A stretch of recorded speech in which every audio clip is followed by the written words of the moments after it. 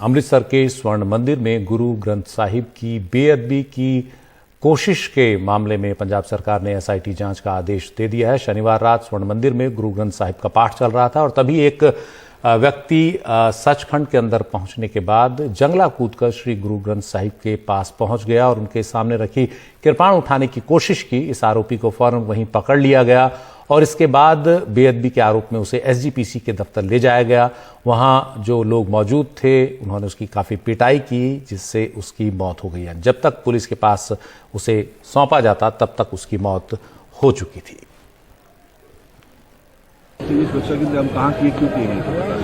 ये जो कल बेअदबी का मुद्दा हुआ है जी, उसके बाद वैसे तो सब भी पीसफुल है, तो फिर भी अपनी सुरक्षा के, क्योंकि आज सैटरडे संडे है, काफ़ी संगत बाहर से आई होती है, सुरक्षा के मद्देनजर हमने आज सुरक्षा प्रबंध किए हैं।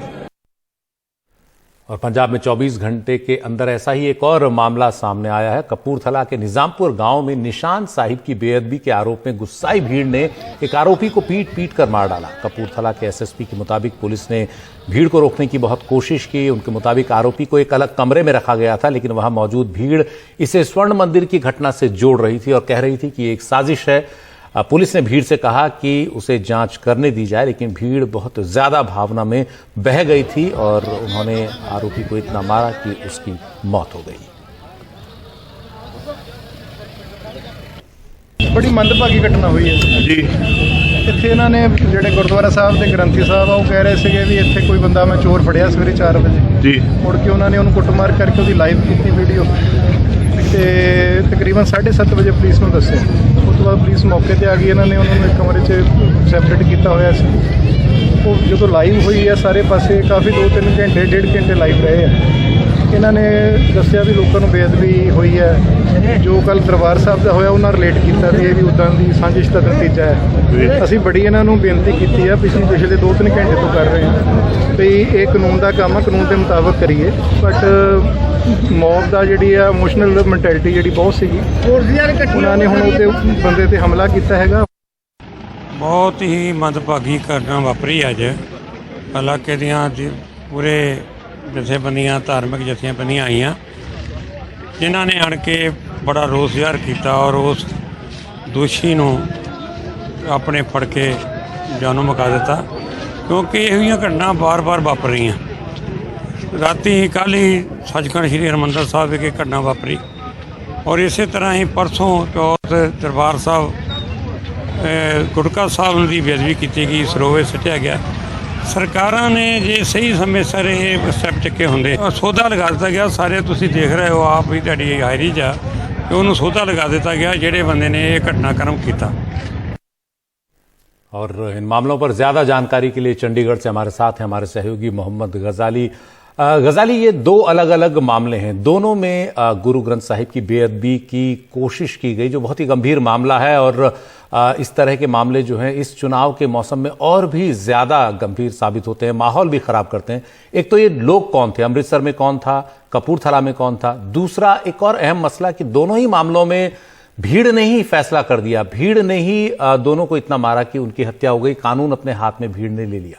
तो एक तरफ बेअदबी का मसला है जो बहुत गंभीर है, दूसरी तरफ ये भी एक मसला है कि भीड़ ही उनको मार दे रही है, पुलिस को उन्हें नहीं सौंपा जा रहा है। क्या ये पूरा का पूरा मामला है?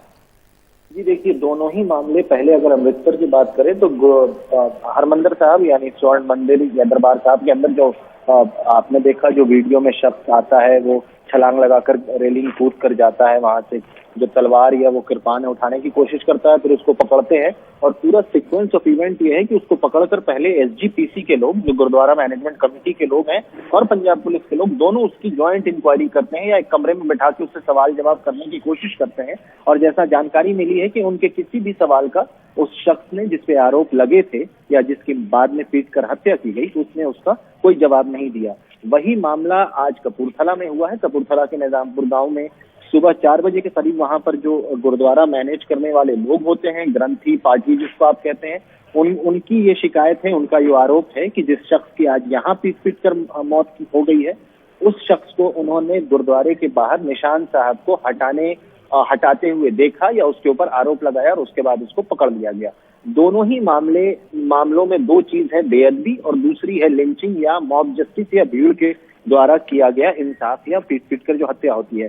सबसे बड़ी चीज है कि अगर आप देखें कि 2015 से लेकर अभी तक बेअदबी के कई मामले हो चुके हैं और किसी भी मामले में कोई किसी शख्स की कह सकते हैं कि सजा नहीं हुई है। सारे ही मामले कोर्ट में अंडर ट्रायल हैं। तो कहीं ना कहीं जो कम्युनिटी के अंदर एक फीलिंग ये है कि चाहे इंक्वायरी सरकार जितनी बार भी लगा देती है, इतने बड़े संगीन और टची मसले पर क्यों पंजाब पुलिस हो या सीबीआई हो या किसी तरह की एसआईटी हो, वो कोई कंस्पिरेसी थ्योरी या इसके पीछे कारण क्या है, उन कारणों को क्यों नहीं पता लगवा पा रही है, जबकि 6-7 साल से ऐसी घटनाएं हो रही हैं। दूसरी बड़ी बात यह है कि पहले कभी 2015 से पहले इस तरह की घटनाएं पंजाब में या दूसरे प्रदेशों में भी जहां सिखों की आबादी है या गुरुद्वारे हैं, क्या वहां पर ऐसी घटनाएं क्यों नहीं हुई और अब फिर चुनाव से जस्ट पहले ये घटनाएं एक के बाद एक क्यों हो रही हैं। तीसरी बड़ी चिंता की बात यह है कि आज का जो मसला कपूरथला में हुआ है, हमारे सूत्र बता रहे हैं कि ये कहीं ना कहीं एक पैनिक रिएक्शन है या हिस्टीरिया वाला रिएक्शन है कि लोग अमृतसर की घटना के बाद से इतने आहत थे कि वो कोई भी अनजान शख्स, अगर वो आरोप उस पर लगे हैं, वो अभी सिद्ध नहीं हुए हैं, लेकिन अगर वो लगे हैं या नहीं लगे हैं, वो सिद्ध होते हैं या नहीं होते हैं, एक मॉब जस्टिस का कल्चर भी बहुत खतरनाक है। तो कहीं ना कहीं चुनाव से पहले अगर यही बात है कि अगर सरकारें पिछली घटनाओं की सही से जांच करवा पाती या अदालत टाइम पर उसके फैसले या उसमें फैसले आ जाते, तो शायद इस तरह की घटनाओं पर रोक लग सकती थी। जी शुक्रिया गजाली इस पूरी जानकारी के लिए। तो गुरु ग्रंथ साहिब की बेअदबी का मामला बहुत गंभीर है, इसे बहुत गंभीरता से लेना चाहिए और इसके पीछे साजिश क्या है ये पता करना बहुत जरूरी है। उधर जो आरोपी हैं उन्हें भीड़ खुद ही मार दे तो साजिश का पता कैसे चलेगा, और ये भी बहुत गंभीर है कि भीड़ इस तरह से अपने हाथ में कानून को लेकर वहीं फैसला करने लग जाए। पुलिस को आरोपी को सौंपा जाना चाहिए और उसके बाद जांच हो और फिर पता लगे कि क्या हुआ है।